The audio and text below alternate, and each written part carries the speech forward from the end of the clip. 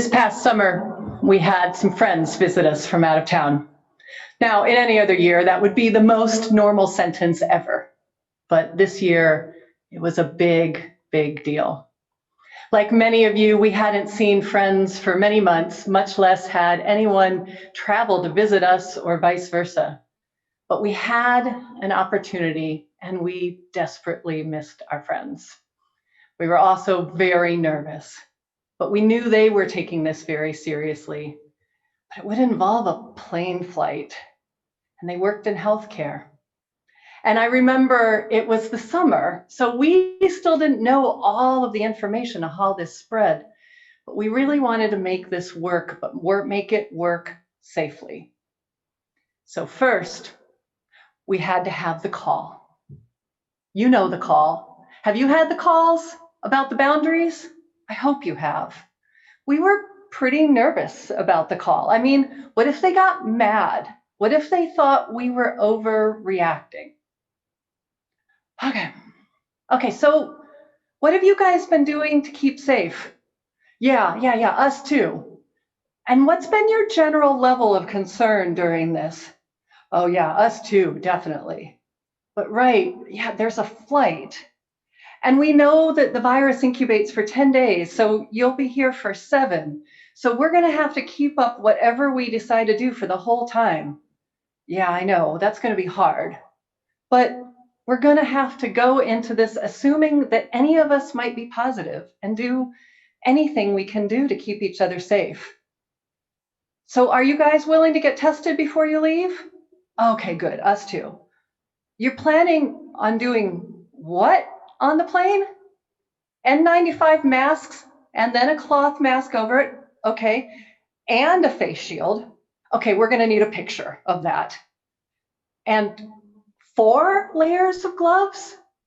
You'll take one off at security, one after you get on the plane, one after you deplane, and one after you get your suitcase? Well, okay then. Y'all, I'm not kidding. They really did this. They looked ridiculous and adorable. Okay, yeah, so when we pick you up, we're not gonna be able to hug. We're not gonna hug all week. That's gonna be hard. And we have to keep masks on in the car. And then you want to take a shower afterwards? Okay, that makes sense. We're going to be sharing space together. And we've got a front and a back porch. And in the mountains, we can spend a lot of time there. Actually, we're going to need to spend it on the porch because the house doesn't have air conditioning. Yeah, I know, Arizona's weird.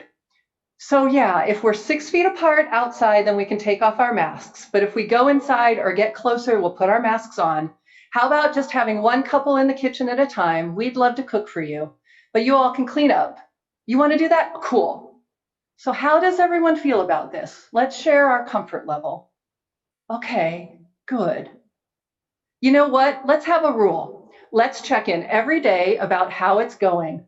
And whoever of the 4 of us is least comfortable, we're going to go with that person's comfort level. Yeah, I think that's a good idea. I think we can do this. We want to do this. We want to get to see you, but it is more important that we stay safe. Yeah, we love you too. Can't wait to see you. And we did it. We really did. And each day that we did it, we actually felt better about ourselves and the pandemic. Not worse, but better. We felt empowered. We felt like we were developing tools for how to ask for what we needed ourselves and interact with others in ways that felt safe and that honored our comfort level. And about halfway through the week, I realized what the feeling was. It was radical consent. It was radical consent.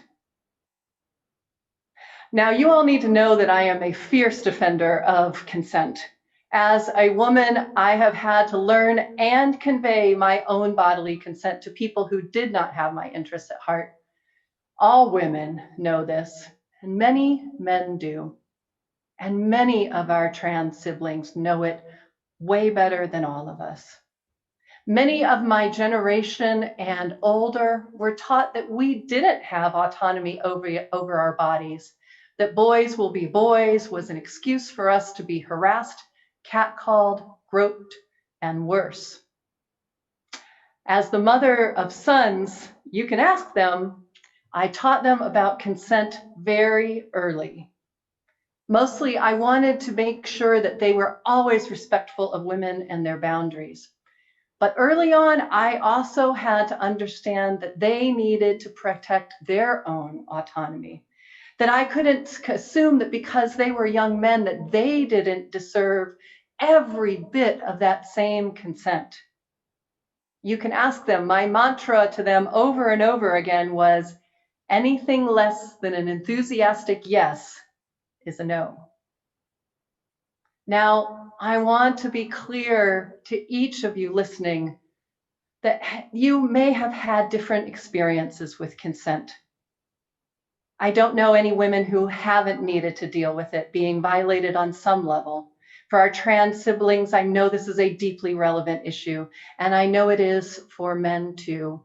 And I recognize that there may be some listening today who have had it deeply, harmfully violated. Know that while I may be using humor in this sermon, I know that this issue is anything but funny.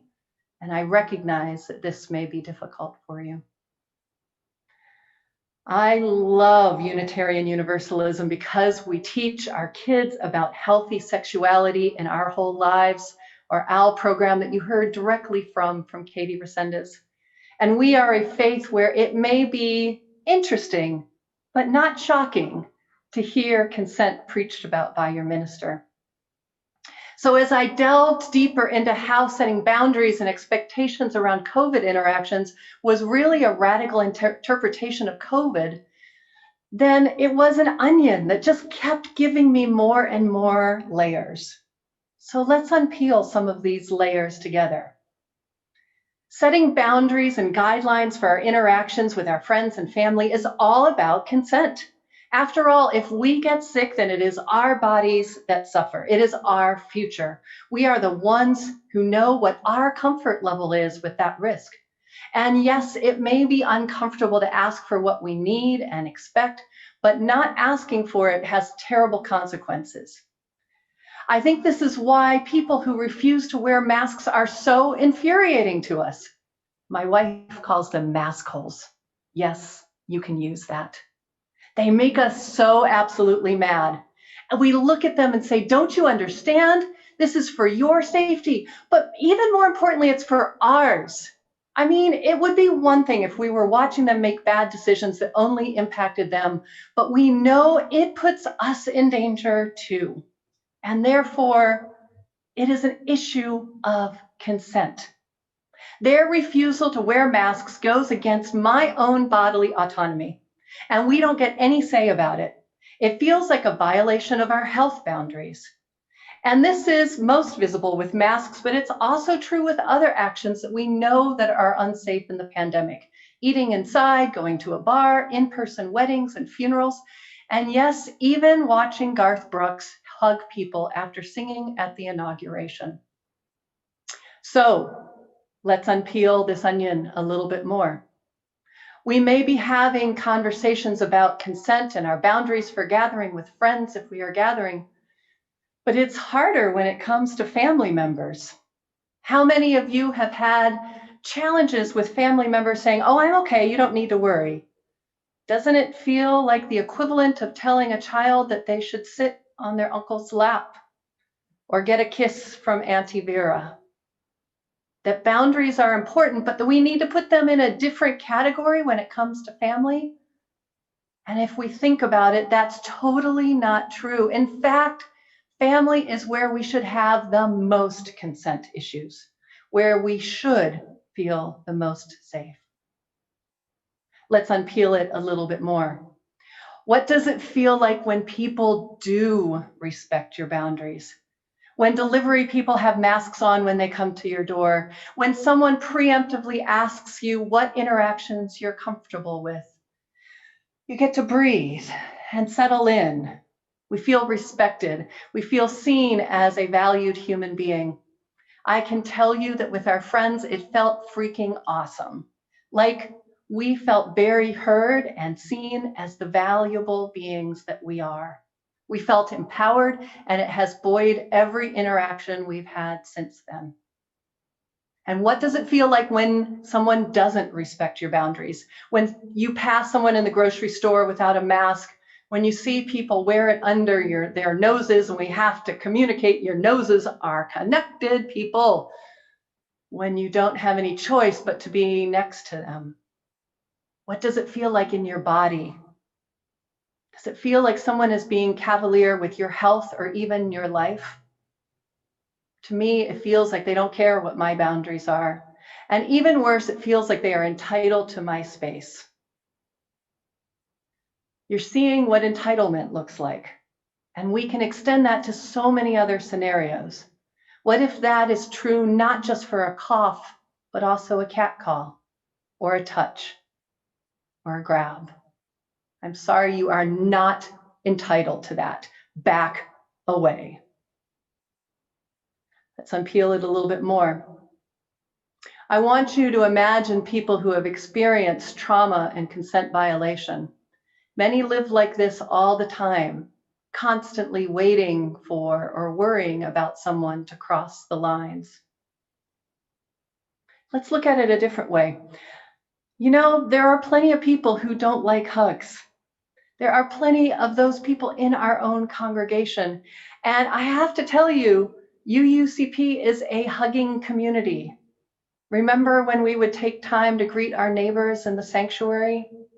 I was told many times that some people don't come in until after that point because they don't feel comfortable, or that people hug them or touch them without their consent. Maybe now is the opportunity where we can reframe that and see it as the opportunity to receive consent and not to assume it is there. And I have to tell you, I think we're going to be needing to think about this for a long time. I know this won't surprise you, but I've been spending a lot of time thinking about what life is going to be like when we're able to return to in-person gathering. And the truth is we have no idea what it's going to look like. Will we all be able to gather at the same time? Will we still need to wear masks? Will we be able to hug? I know for sure that everyone won't be all vaccinated for a variety of reasons. And I know that people are going to come back with a variety of levels of wishing for consent. Some of you are going to be so hungry for hugs that you will want to hug everyone you can. Everyone, all the time, for a long time. Some of you will be emerging after a long time of not being touched. All that hugging, maybe just too much touch, too much peopling. You may feel the need to ease in. Some of you will feel safer still wearing masks. Some of you will want to ditch them forever. Some of you will want to sing as loudly as you can, and some of you will still be nervous about that. We're going to need to be very intentional. We can't assume that everyone will be where we are. We'll need to ask for consent. How do you feel about hugging? Would you like a quick hug or a deep one? Do you want me to stand a little bit further away while we talk? Would you like me to keep my mask on? Would that make you feel more comfortable? Is this seat taken, or would you like a little bit more space between us? Okay, let's peel it back one more layer. What if we understand consent on a cultural level?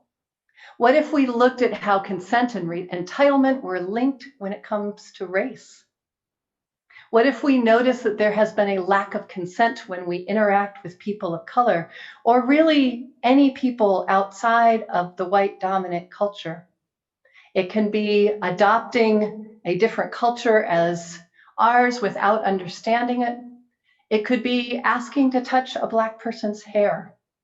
It can be assuming that we are entitled to someone's story, or that we are entitled to them educating us about race, our attitudes, how to behave, anything.